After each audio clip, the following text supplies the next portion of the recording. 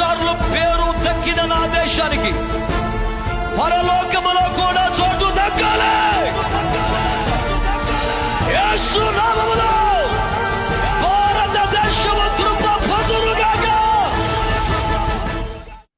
ఇది చాలా తీవ్రమైన, లోతైన, భారభరితమైన దర్శనం గనుక అందరూ సీరియస్గా తీసుకోమని కోరుతున్నాను. 2025 ఫిబ్రవరి 14వ తేదీ ఐఎఫ్జే పుట్టినరోజు కనుక, ఐఎఫ్జే ప్రారంభమైన రోజు కనుక, ఆ దినాన గత కొన్ని సంవత్సరాలుగా మనం ఏడుస్తున్న ఒక బృహత్తరమైన ప్రార్థనలు జరగాలి. సీరియస్గా ప్రకటన వినండి. 2025 ఫిబ్రవరి 14వ తేదీన ఐఎఫ్జే పుట్టినరోజు గనుక, అది ఐఎఫ్జే దినోత్సవంగా మనం జరుపుతాం గనుక, ఫిబ్రవరి మాసములో మరి ఏ తేదీన ఎక్కడ ఐఎఫ్జేలు జరగవు.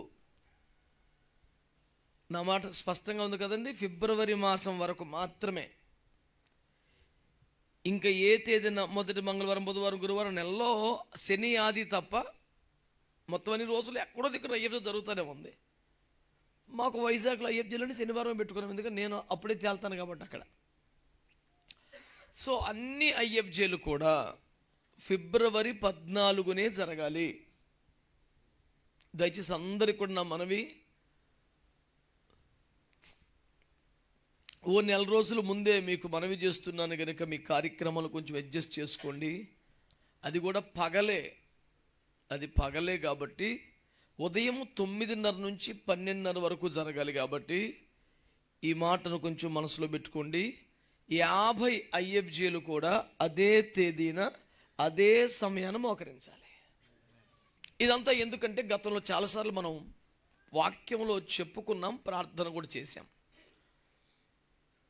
వేరు స్థలాల్లో వేరు దైవజనులు ఒకే సమయంలో ఒకే అంశం కొరకు ప్రార్థించుడే ఐఎఫ్జే ప్రధాన ఉద్దేశం. దాని దర్శనమేది అసలు.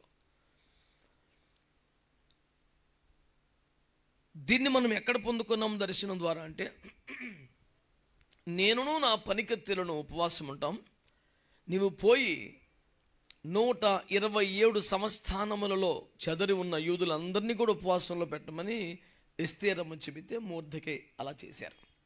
ఫలితం ఏంటి? 127 సంస్థానంలో కూడా 3 రోజులు ఫాస్టింగ్స్ జరిగాయి. 127 సంవత్సరాలు కూడా ఒకే కాలంలో, ఒకే సమయంలో, ఒకే అంశం కొరకు అందరూ చేశారు. ఫలితం ఏంటంటే హామాన్ చచ్చిపోయాడు, ఫ్యామిలీ మొత్తం పోయింది. ఫలితం ఏమిటంటే మొర్దెకై ప్రధానమంత్రి అయ్యాడు. ఫలితం ఏమిటంటే ఇంతవరకు ఎప్పుడూ ఎక్కడ జరగలేదు, భవిష్యత్తులో జరుగుద్దని ఆశించడానికి కూడా ధైర్యం సరిపోనంత కార్యం. రాజుగారు మొర్దెకైని, ఎస్తేర్ని పిలిచి తెల్లకాగితం ఇచ్చి తన ఉంగరం ముద్ర గుద్దేసి మీకు నచ్చినట్టుగా చట్టం రాసుకోమని చెప్పాడు. ఎక్కడైనా ఉంటుందా? మొర్దెకై ఎవడు? ఒక బాధిత వర్గానికి ప్రతినిధి. నడి రోడ్డు మీద బట్టలు చింపుకొని బూడిద పోసుకొని ఏడ్చినోడు, మా జాతిని కాపాడమంటూ మొరపెట్టినోడు, ఓ కొత్త బట్టలు బహుమతి ఇస్తే వేసుకోలేక గుండెలు బాదుకొని రోధించినోడు, 180 రోజులు ప్రతిరోజు చూపించిన తరగనంత వైభవం కలిగిన మహాసామ్రాజ్యములో చెదరి ఉన్న ఒక చిరు జాతికి నాయకుడు మొర్దెకై. అట్లాంటోడు ప్రధానమంత్రి అయిపోయాడు. అట్లాంటోడు నీకు నచ్చిన చట్టం రాసుకోమని ముద్ర కొట్టిచ్చేసాడు రాజు. మొర్దెకై మహాభివృద్ధి పొందాడని, చాలా పెద్దోడైపోయాడని బైబిల్లో రాశారు. అతని కీర్తి దశ దిశల. నాకు పిచ్చి పట్టించే ఒక వాక్యం దేవరపల్లిలో చెప్పాను, ఆ సందేశం నాకు గుర్తు. అతని బలమును గూర్చి, అతని పరాక్రమముతో సామర్థ్యము కలిగి జరిగించిన కార్యమును గూర్చి రాజుల వృత్తాంతాలు గ్రంథాలు రాశారు. ఆయన రాజు కాదు అసలు, రాజుల చరిత్రలో ఆయన పేరు రాతమేంటి? చరిత్రలో చెరగని ముద్ర వేసిన మహా గొప్ప ప్రార్థనాపరుడు, కన్నీటి యోధుడు, రోదన చేసిన వాడు. కన్నీటి ప్రార్థన ఎందుకు అయ్యగారు చెప్పారుగా, చిన్నపిల్లల చర్యగా భావించే వాళ్ళు ఉన్నారు. బహిరంగంగా ఏడిస్తే ఆడపిల్లలాగా ఎందుకలా ఏడుపు సిగ్గులేదా అంటూ కోప్పడేవారు ఉన్నారు. నడివీధిలో ఒక పెద్ద మనిషి దుఃఖం ఆపుకోలేక ఏడ్చాడు. బూడిద పోసుకొని బట్టలు చింపుకొని ఏడ్చాడు. తనకి ఏ విధమైన కానుకిచ్చినా నాకు వద్దంటూ వైరాగ్యంతో ఏడ్చాడు.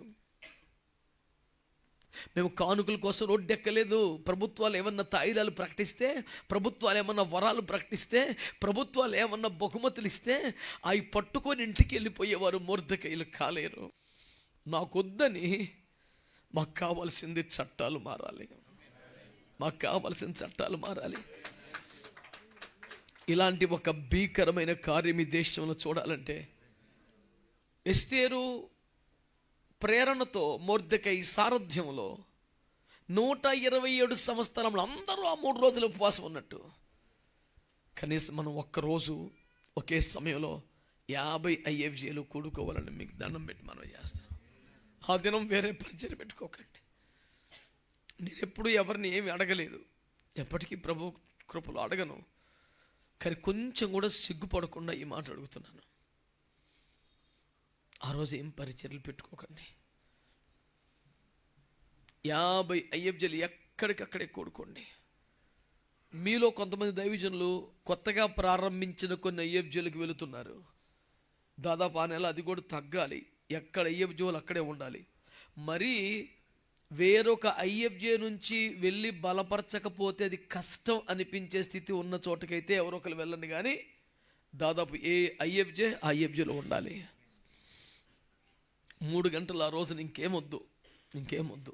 తీవ్రమైన ప్రార్థనలు చేయాలి.